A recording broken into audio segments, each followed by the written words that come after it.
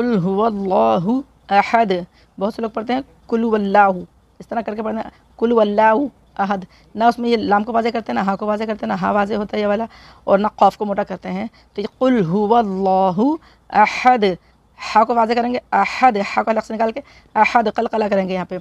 अल्लाहु समद, बहुत से लोग क्या करते हैं अल्लाहु समद, तो इस तरह करके पढ़ देते हैं।